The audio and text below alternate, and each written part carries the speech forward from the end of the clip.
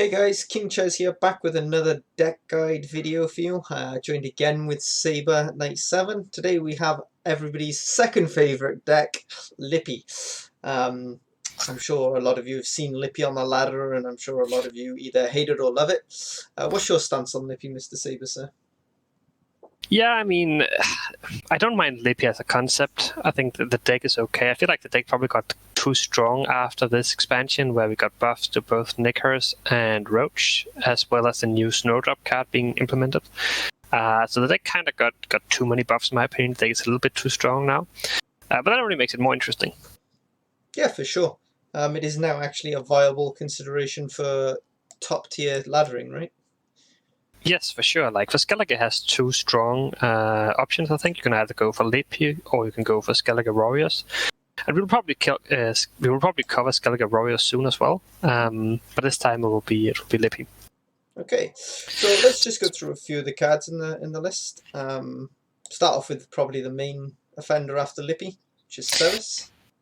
Yeah, so just very briefly for those of you who don't know the deck, maybe new to the game, the main idea behind the deck is that you can play Ceres, which can pull 2 Shield Maidens out of your deck, as well as giving you a Shield Maiden yourself. And then you shuffle the Ceres back together with the Shield Maidens, with Lippy, and then you replay Ceres with an Ironmancy in round 3.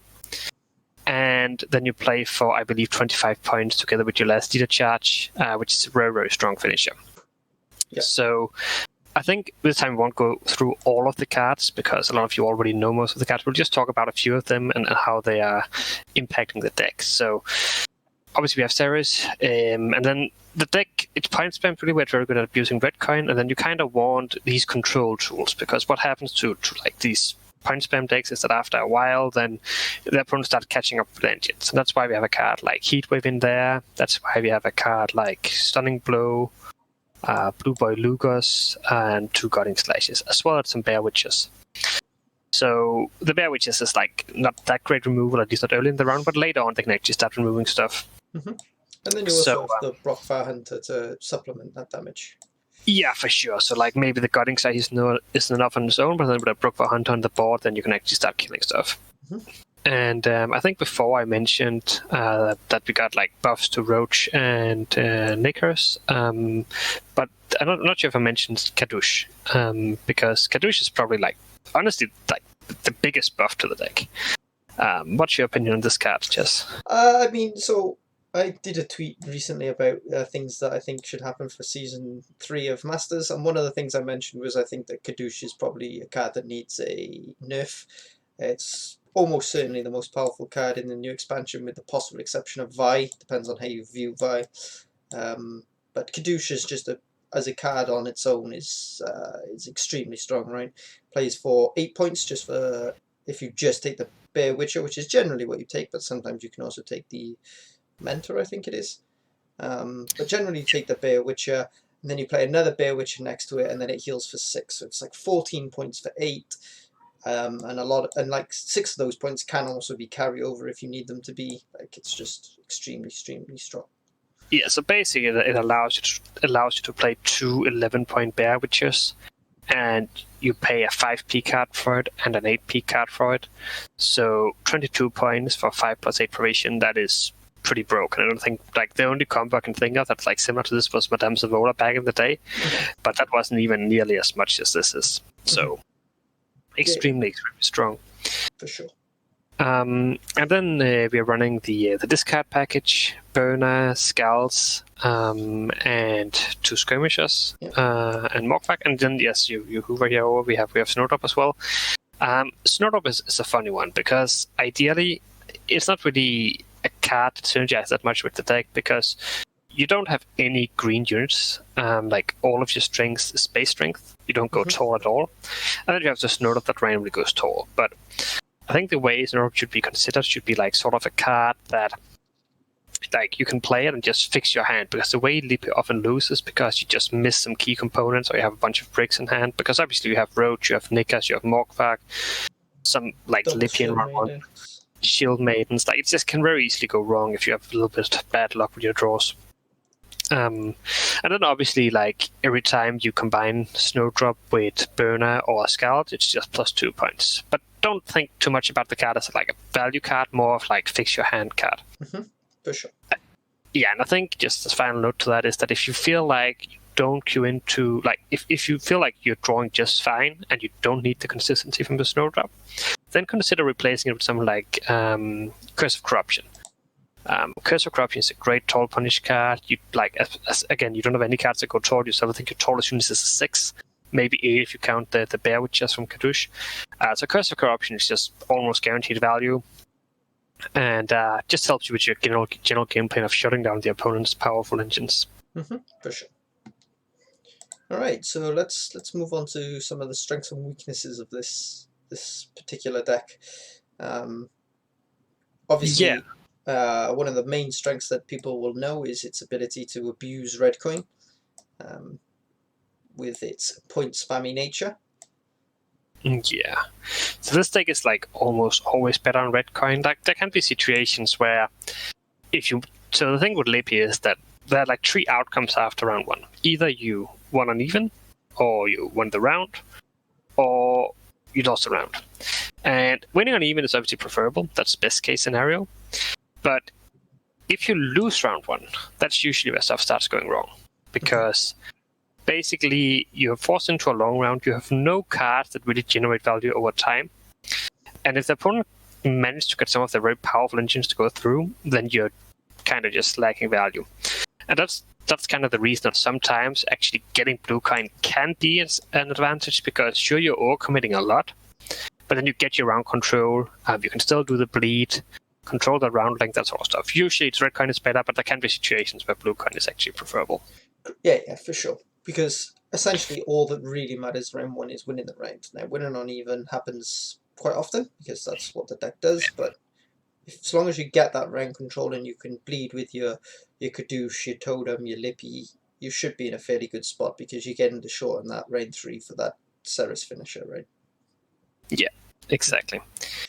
And very few decks can like compete with the value you get from like Ceres and Lippy in a short round. Just a ton of points. It's about Vi and that's it, right? Yeah, Vi can do it, of course, yeah. So we basically covered the weaknesses there as well. The weaknesses are blue coin sometimes, and obviously losing round 1, losing round control. Yeah, and maybe also like it can kind of be weak to decks that don't care about like where you can't really shut down some engines in a good efficient way, and they just can like they can generate value slowly over time. Something could be, an example could be like Syndicate Swarm, I think. Because you have these tall punishes, but it'll find some value, but it's not really like the main like win condition limit not to go tall. They just go very wide. You don't have any wide punishes, and then they finish up with the Echo card, and it's difficult to keep up with those points.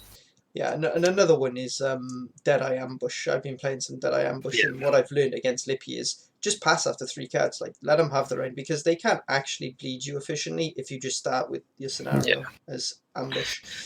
So anything that goes wide, like generates points passively by having multiple units, is kind of bad for Lippy as well. Yeah, and then like the final really bad matchup is probably Vi. Yeah. And that's for that's 2. Go on.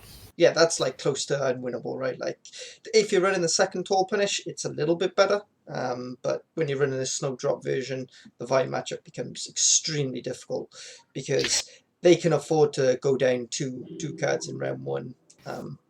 They can. It almost doesn't matter, right? Like, you can't bleed Vi either. So if you win on even, you don't really want to bleed them. It's just very, very awkward. They just have more points than you, and you have like 1 tall punish, and it's just not going to do it. Like, you can replay your tall punish, but that's usually on behalf of your Ceres, which is like quite an expensive sacrifice to make. And then there's obviously this interaction with Quacks, the unicorn that can pull Lippy from the deck. If that happens, it's also just game over on the spot. So really, really tough matchup. And that's probably the reason why I think like Lippy was very popular in the first week or so, and then Vi gained popularity, and then Lippy kind of fell off, but now Vi is not seeing that much play right now. So I think it's a good time to play Lippy. For sure. For sure. So yeah, like that's basically it for the matchups as well. In terms of the mulligans, then I think what I would recommend would be to, quite often they are forced. Like quite often you don't actually have much room to make any decisions, but get rid of your bricks first. If you have a hand without any bricks, then you can consider just keeping. If you have 2 or more mulligans left, then I would also consider mulliganing something like Lippy, because Lippy is an unplayable card round 1. As mentioned before, all you want to do is win round 1. So sometimes having that, like Lippy you cannot play in your round 1 hand, can be game losing. So if you have room for it, try to mull it. If you only have 1 mulligan left and you have Snowdrop in hand, then you can also consider doing it like that, because like then it's fine if you draw a brick because you have Snowdrop to fix your hand afterwards. For sure. Yeah. I think the one thing I would say is don't mulligan your Lippy away versus Vi, as we've already mentioned. Yeah, that's true, because obviously the Quacks interaction only works if Lippy is in deck. So in that matchup you obviously want to keep in hand. That's for sure. And then, so usually we try to talk a little about it in the end here, like how should you play against Lippy? What's your thoughts on that? So I think one of the things you want to do against Lippy generally is not give up round 1, like fight for round 1 with everything you can, because a lot of the time, right, you can commit slightly more than you would against other decks to take round 1 against Lippy to get that long round, because like we've mentioned, they don't have any passive point generation. So depending on what deck you're playing, you should generally be able to outvalue them in a long round. Yeah, I agree. Like if you go up against the Lippy version, try just to go as deep as possible round 1. Try to mulligan. So I guess there are 2 options. Like if you're on Redcoin yourself, you probably don't want to fight for the round, because it's kind of they have the TA advantage as well, or stratagem advantage. So it's just too hard to actually contest you, cost you way too many resources, probably wouldn't even be possible. On red coin, you kind of have to, on blue coin, sorry, you kind of have to, otherwise you lose an even, and losing an even is bad, and you'll probably also see that in the games we're going to show here next. So try to go as deep as possible. If you have to go down a card or 2, don't worry about it, it's fine. Always remember to play around Blue Boy. Don't just start with your 4 or 5 strength engine to get like a good Blue Boy kill on it. That's pretty devastating as well. And then when you get to round 3, if the round is long enough, even if you're down a card, you might still have a pretty solid chance. And another thing is, don't be afraid to go past 5, right? Because winning the round down 2 cards is definitely preferable to losing the round on even at 5, right? So you might think, oh, if I pass at 5, then I have a chance to fight for my card next round. That's worse than gonna happen. Yeah. And another thing with Lippy is they're around 1 hand. They quite often, when you get down to 3 cards left or whatever, they might have an unplayable hand at this point, right? They might have a Morkvag, a Lippy. Their only other bleeding card might be like a Kadoosh or whatever, right? That they don't want to play, or a Totem, or even a Skirm in hand. So they can end up with a dysfunctional hand at the end of round 1. So another little trick you can use is you can try to pay attention to if they have played both Nikas and Roach, because every Lippy deck runs them. So if they haven't, if you haven't seen any of them and they only have a few cards left in hand, then they probably bricked. Roach you can tell right away when they play gold. Nikas it's a bit more difficult, but it's usually like comes out in the first 5-6 turns. So if it goes very deep, it's 11th ended, then there's a very good chance they have a brick Nikas in hand. Yep. All right. I think that was it for the guide. Now we will show you a few games. Hope you will like them. If you have any questions or comments, just feel free to post them in the comment section below. We will do our best to answer them. And don't forget to like and subscribe. Exactly. All right. Is this a good matchup? I have a feeling it's not, because it plays fairly similarly to Vi. Or it's slightly less greedy, but still. A lot less greedy, I would say. But yeah. Just kick this, right? Yeah. Makes sense. Do we just keep? Yeah, I think just keep here. Yeah, seems fine. So we probably need to win. Like I think, basically, if we win the round, I think we win the game. But that's easier said than done, especially on this coin. Yeah, for sure.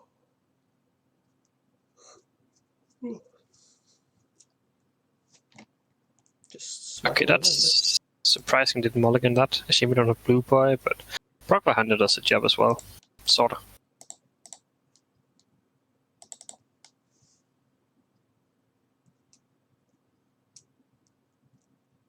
That's honestly really nice that we get a chance to. Like, he's playing slowly here. So, probably just go for Ceres here. You can play this first. Then you risk breaking if you draw your Shield Maidens. Or Roach, or Knickers. But we got Snowdrop, right? You can always take Snowdrop there. But then you can't take Ceres. Oh, true. So we're definitely going Ceres this round. Yeah, like in this deck, like if you have Snowdrop in hand, you can kind of play your discards first if you want to, but you usually don't play Snowdrop before the discards anyway. But otherwise, you just want to jam the Ceres, I think. I thought you'd like to keep Ceres for round 2 bleed. You can use Totem for that. Okay. It's just very, very awkward with this version to actually do that.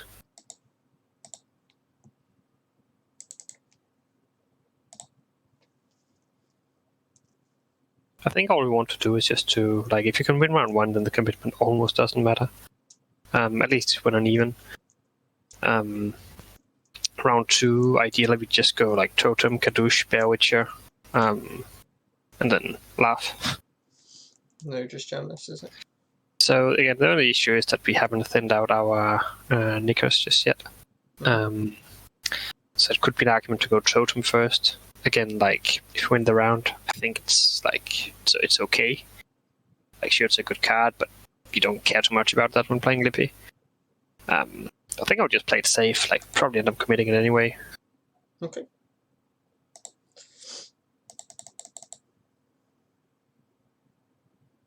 That's really nice. Yeah. And he's playing quite slowly here. He didn't find a lava. He has 2 Thrive engines. That's not a whole lot. It really isn't.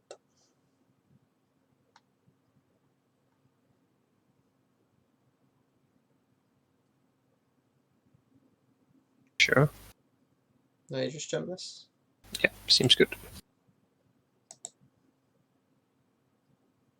It's a little bit unfortunate, but yeah, sure. Probably also just flip, right? Sure. Yeah, ideally we just have some bad cards we could drop here.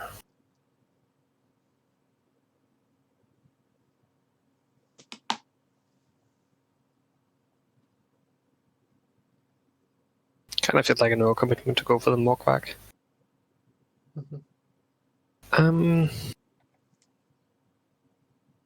Yeah, we need to wait 1 turn for them, right? So probably just have to go Burner here, I think. Hope that we draw some bad cards. This gives him an Igni in case he's running it. Maybe we want to go front row. Sure. Okay, that's fine.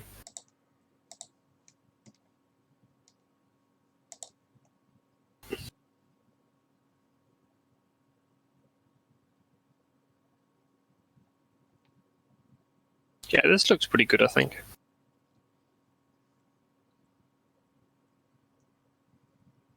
Don't see him recovering from this. But obviously the issue with Lippy is that you kind of just have to keep going. Because your long round can be kinda shite against these combo decks. Yeah, for sure.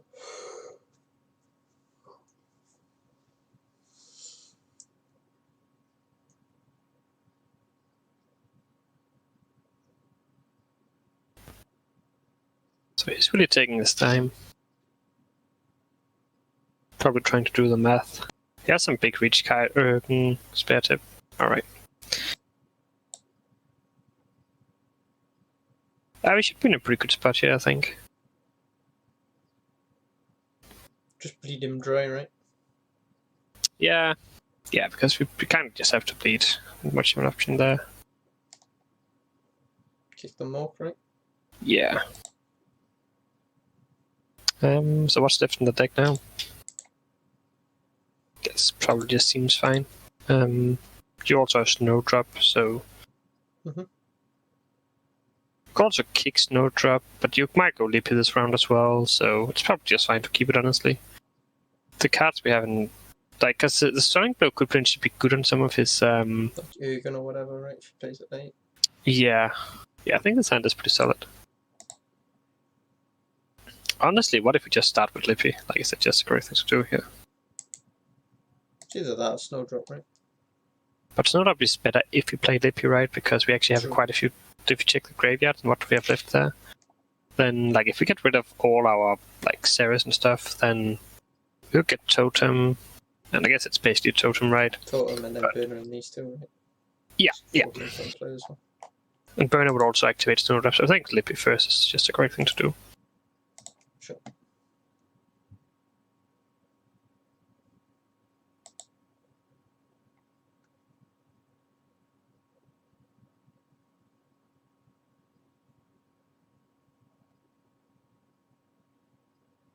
Yeah, so that's probably just our blue boy, right? Kill one of them. Sure. Should probably be worth it.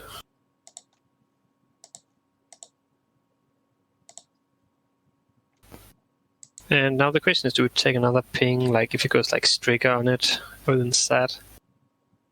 I think, like, if we hit it again, and let's say you only trigger Thrive once per turn, then we could potentially Bear Witcher that in 2 turns. Mm-hmm.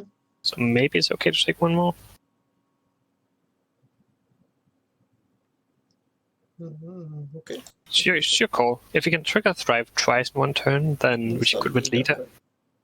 But would he go Leader that early? Don't think so, but...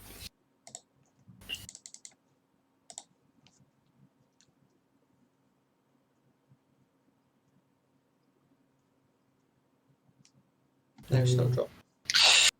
So it depends, right? We could also just land the Ceres here. Like going Ceres would definitely like improve. Snowdrop. Yeah. So it kind of like, do we think that we should like try to aim to just like get out at some point, or we just want to like apply maximum pressure? It's kind of the question. I can see it. Maybe Snowdrop is better first. I kind of like the Ceres, but Okay, let's go for it then. Let's just go for it. Still have Totem and Burner for on 3, right? So it's not that bad.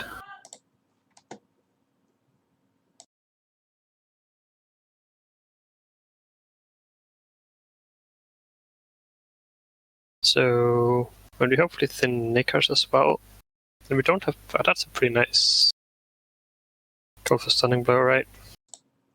yeah, it's just an easy Stunning Blow, right? Yeah, I could like be holding an Ergen or something, but it feels like that should be worth it. Nice. Yeah, because it wouldn't kill that anyway, right?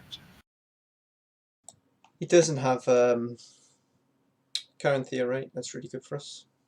Yeah, so we could Heatwave that, honestly. I think you do, right? Yeah, it seems okay to me. Instead of passing, so let's say it goes Spear Tip here. Be like 12, 13, 14, 15, 16, 17. And then plus another lava, so 15, 18. Which is enough, right? Yes. So, and if that's... Jürgen's also enough. Yeah. But the question is, like, are we just better off passing at this point? We have some very solid, like, point plays left still. We could pass. Like, does he have much, like, scary stuff left here? I don't think so, right? The way he, like, Vita gone, Koshi gone. So I think it's okay. I think so. Then we still have, like, double assay, Heatwave and the Osral, / Spear Tip or whatever he is going for.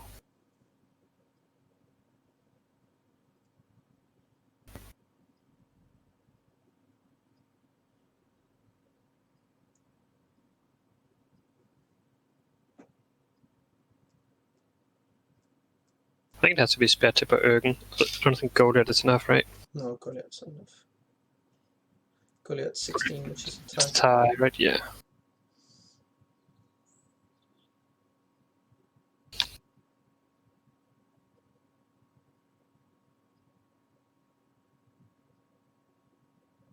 Like, if we top deck Burner, the Snowdrop is actually also just going to play for insane points next round. Wow. Oh, well. I think this is game over.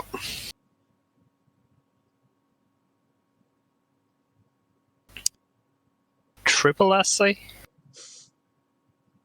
That's rare. That's because you haven't played much Lippy. Not against Wood and Spirit. He actually had Igni. Why would Wow. you play Igni in that deck? It makes no sense. I'm so glad I'm so glad we played around that in round 1. Yeah. Could have got messy if we didn't. Yeah. Okay. Do we kick the skirm first? Oh, we kick this, right? Like, you could run to another skirm. But I guess you have Snowdrop anyway, then, so it's not that big of a deal. Yeah, sure. So maybe we kick Bear Witcher here. Could also kick Skull. Maybe just kick Skull, yeah, sure.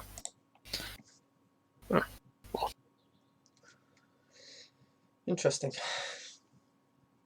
Yeah, I mean, so basically, ideally we find like Burner instead of the Skull, right? So does he have Kiki Queen as well? Okay, Beast. Shame we can't kill that just yet, but I think you go Snowdrop first, right? Wait, so if you do that now, you allow him to go Beast as well next turn, right? Because otherwise, if we place another Beast, it won't actually so activate. We just jam this then. Actually, it will activate, right? Because that won't go to 5. If he And then plays the in other the right position. That's quite an assumption. Yeah, true. Let's just go for this. The Wouldn't actually be opponent's surprised. down 2 cards in round 3. I'm not sure he's playing quite optimally. Maybe he didn't have any. To be fair, it's probably more his deck than his sequencing. Yeah, okay. He didn't realize. So Snowdrop. Sure.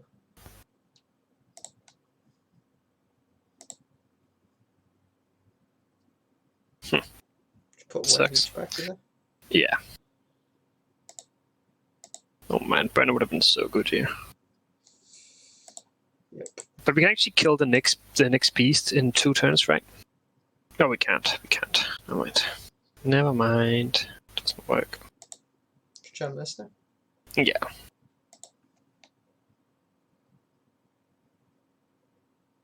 That's actually okay, right? It's at least 6 points, but maybe it's 10 points. Should probably play around Striga as well here, but it's like. He also missed Sonairo and all his big cards last round. Kind of sad for him.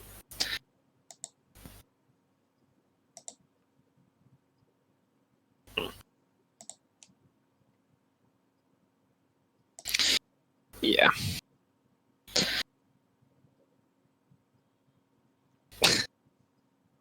That's like the fake points in the Snowdrop in this deck, right? You hit the spear tip, right? Yeah. Doesn't matter. They're gonna both keep growing because they're offset. No, they won't, because the big one won't grow anymore. Yeah, well, because this one triggers first and then that one triggers second. Oh yeah. That's actually true. But I can Is heat it? wave one. Anyway. Yeah. Is that actually? I guess we can do this first. Yeah. Then I heat wave. Yeah. It's actually going to get fairly close, right?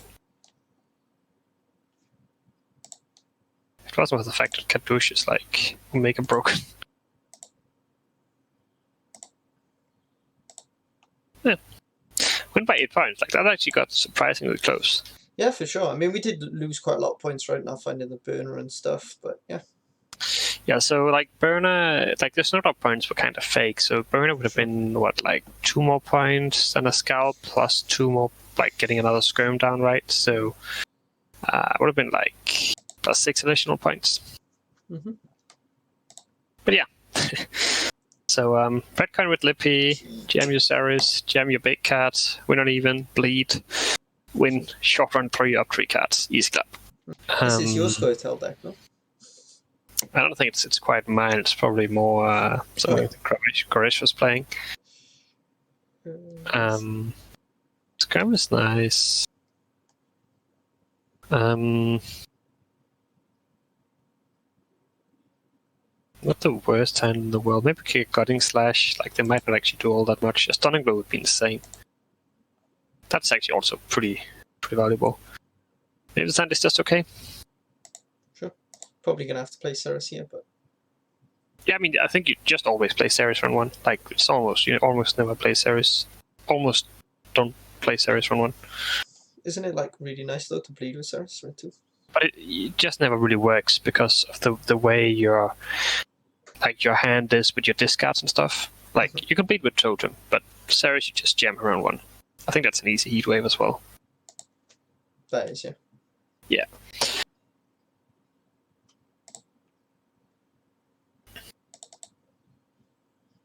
And now it's like basically impossible for him to recover, I think. He has lost on even. Yeah, I think, yeah. But now this is smart for him because it's breaking out Blue Boy. So that is a good play. Yeah, looks good. Looks good. So I think what we should probably have mulled the Lippy, I think. It's kind of fine because we have Snowdrop, but I think especially because we have Snowdrop, it was probably better to mull it, right? Because if we draw a break, it's fine. We can recover from that. Yeah, that just seems solid. Could be an argument to hold it for Cat Witcher, right? But on the other hand, it's probably also just fine to take it. No, because this would go straight to 5, right? If I left the other one alive. Yeah, that is true. That is true. So, two options, I guess. It's either Blue Boy and try to high roll, but it's pretty unlikely. And that card should be pretty good later on. Or just go Snowdrop and try to find Gutting Slash. Or I should probably go front row, right? This would deny him 1 point. Am I not gonna brick with skirms? Like, I think you have room for 2. Yeah. One more, because if I find the other skirm. Yeah. That's nice. So, maybe you get rid of Proper Hunter and Lippy, I think. Yeah, I like that. Like, obviously we don't have a Nairo here, but like it's very unlikely that you don't manage to find them later on, considering how much you're thinning. So we should kill the back one, right? Yeah. Do you ever go Blue Boy now and try and hang on? Shouldn't we take 1 kill here first? Yeah, I guess it's kind of less likely, right? Because it's more and more. Yeah. Although he's probably just going to pass now, right? I think he should keep going, right? Like, if he passes, I think it's game over. If he manages to win round 1, then I guess he could still do that, right? He's only down by what, 7 points here. Nikasahama being relevant. Fuck. You could go front row again, right? Mm-hmm. Sounds good. Yeah, I guess. Yeah, okay, now go for. That's a little bit of sad, huh?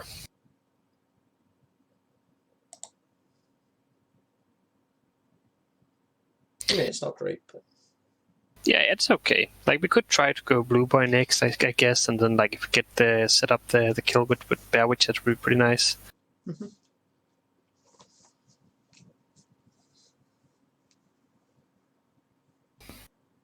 Guess that's something you could always have done. Yeah. So, okay, so we could also go, like... Yeah, I guess it's just Blue Boy time now, right? Could go Bear Witcher first. No, because you don't know which one of them you're gonna hit, right? True. And, like, getting this back row also means that you can potentially just ping it randomly, right? I guess, yeah. Wasn't better to go front. Nice. Oh, nice. And then kill the tree. Okay. Pretty close to being perfect. I guess you could jump front row and kill it now. Yeah, that was why I played a front row, right? In case. Yeah, Because I know. if I hit it, then I'm going to kill it next turn anyway, so. I know, but back where we just don't have that many units, right? So it's just a higher probability of it hitting it next turn, whereas it's like a what? No, but because it's going front row next turn, and I'm going to kill it next turn, so basically it won't ever have a chance to hit blue boy if I play it back. Yeah. Unless he protects it, right? Yeah, that's the only way it would be worse, but this is dead. Right. Yeah, looks good.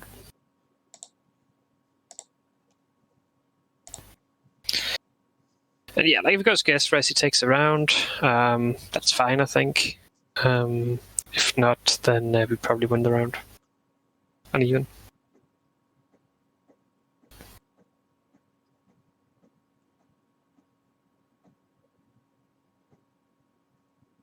Guess what should definitely do the trick here for him.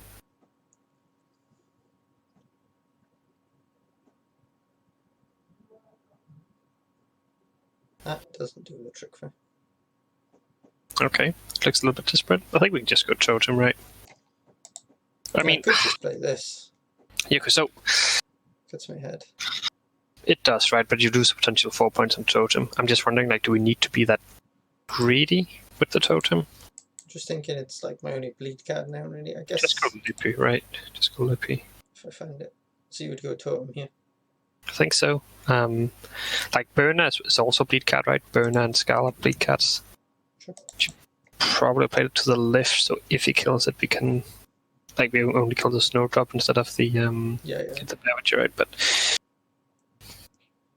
like, especially since this investor leader chart is like that. Like, maybe we didn't have to do it, but I think we're just winning here.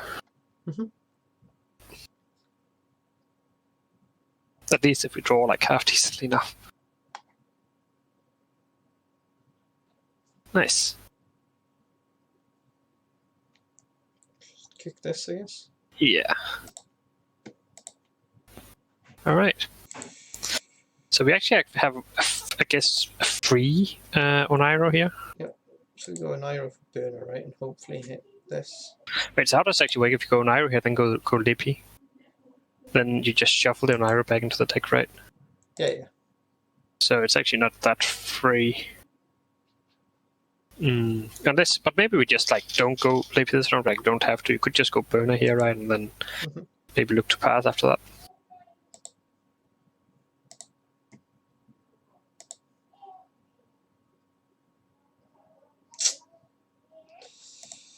This and this? Yeah, looks good. Shame we didn't find that Kadoosh, but I mean, we'll draw it next round if we just pass. Which is Yeah, we have a guaranteed draw now, yeah. Which is another upside to just not playing Lippy this round. Going for second Oniro. Can he get a hit here? No. You could just stunning blow that. If he takes Scavenger. Yeah. You should, yeah. Like, can he get ahead of this now?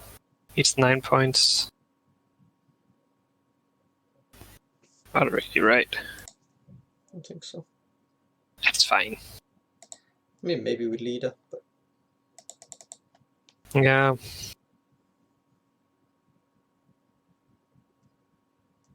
But like, even if we lose our card, like, then we're still uneven. Probably just a pass here, right? yep. Could probably try null, but I Also don't mind letting him get his dailies. yeah, Peter's being nice to him. Indeed. We're already playing Lippy, which is degenerate enough, right? Oh no. Yeah. If only he had that card up ready to go. Oh yeah. So did he not have that available? Because I like completely forgot about it. He didn't have any. Oh. Probably shouldn't admit that I completely forgot about it. I obviously checked his graveyard and knew that he didn't have any nature cards. Naturally. Naturally. So what do we want here? Oh no. Do we want Skirm or is this better? Scald or this? Probably this, right? Because you don't actually want to discard anything. Sure. So just keep. Yeah. Like a Beverage is an 11-point play. Your Lippy is Lippy. Your Oniro is Ceres. So like, this is a draft he's playing for 5+. Jam this first, right? Yeah, we can kill the Beverage next if we need to. Should probably go back, right, because of guest rest, but Oh, right, yeah. Of course. doesn't And matter Ceres. too much. And Ceres and Roach and Nicholson. Yeah, plenty of good reasons, but he'll probably kill it anyway. Karush. Karush. Otherwise, it's easy for him to intercept it.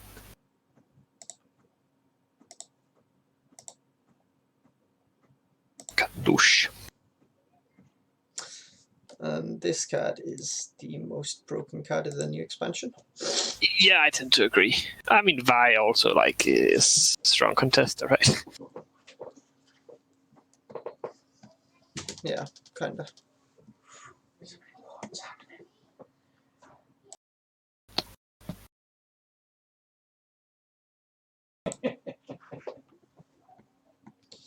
So now just Lippy. I mean, yeah, you could go Lippy, you could go... Yeah, Lippy probably just make more sense, I agree.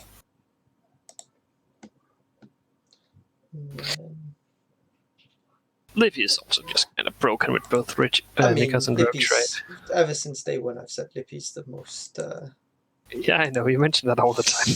Yeah, because, like, it is, and every time it becomes meta, it's just proving my point that, like, this card's just breaks the way. Wait, why would you ever hit that? Okay. Wait, what?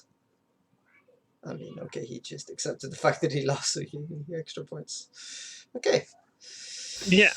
I mean, that was pretty close. Yeah, I mean, we won by 1 point and we didn't play our Ceres or Bearwitcher, right? Mm-hmm. So, like 36 points we missed out on them.